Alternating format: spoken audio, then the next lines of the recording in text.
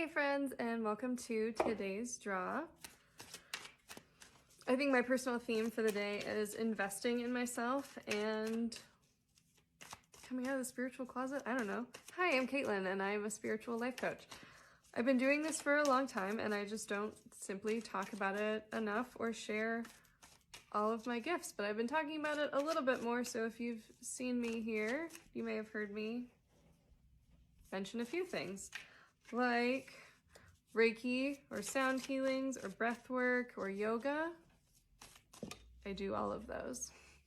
And they all started out as things I was simply interested in learning for myself, and over time have become things that I can use with my clients. I don't know if I have a favorite. And those are just, like, I always talk about those as certifications I have and things I do, but really those are just modalities that I use in all of my one-on-one sessions with clients. It is like a lot of me like holding space and doing Reiki with people, but it's not most of the time even something I tell them I'm doing. I'm just sending them that healing, loving energy while we chat, and then it's working through their limiting beliefs and life blocks and figuring out what their purpose is and what they want to do and what would bring them more joy and less chaos in their lives. And I really love what I do. It started out with personal training and group fitness instructing, and after 5 years off, I just got back into group fitness instructing, and I absolutely love it. It's been really fun to get back into the gyms. I'll halt my story there because our two cards fell, and Lucifer is just coming up left and right. He has probably been our mascot for the week. That is Lucifer the cat from Cinderella, in case anyone's not watching and you're only listening to me or reading captions. And he is not reversed today. But he represents a curious person who's eager to learn and explore new ways to reach a goal. That feels very much like what I'm up to right now.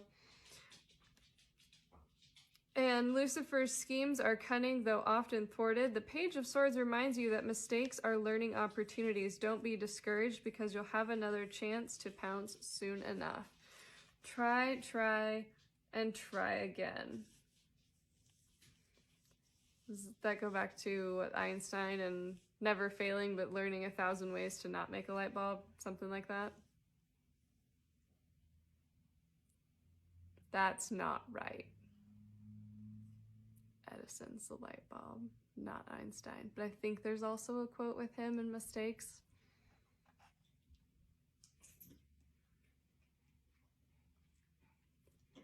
That's actually a really fun theme. I was meaning to share this story on Instagram earlier today about my fear of saying things and getting them wrong.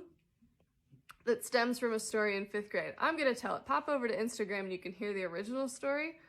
But just saying something that would have like mortified me or felt really stupid for getting that wrong before, I'm now able to own and catch myself in the moment and go, that doesn't feel right. I think I misspoke, and be fine with misspeaking.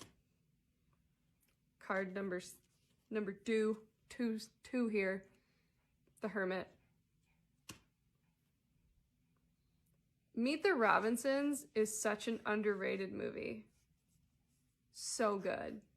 Michael Wagobian isolates himself from the world for decades after personal disappointment or misspeaking and embarrassing yourself. Isn't it ridiculous how I say these things out loud and then they can show up? Love this.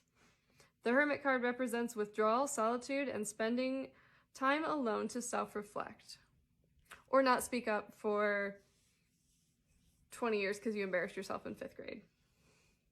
Upright.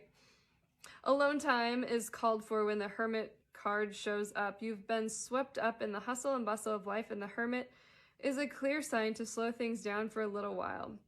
Take time to reflect on where you're at in life and think about where you want to go. Journal and plan a mini vacation or just take a day of self-care.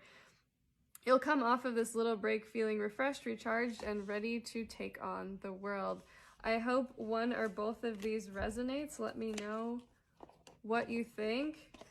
And because I brought it up, I'm curious if there was a time in your past where you misspoke and were so embarrassed that it like altered your ability to ever speak up again because you wanted to consistently avoid ever feeling that embarrassed again, let me know. Love you. Bye guys. See you tomorrow.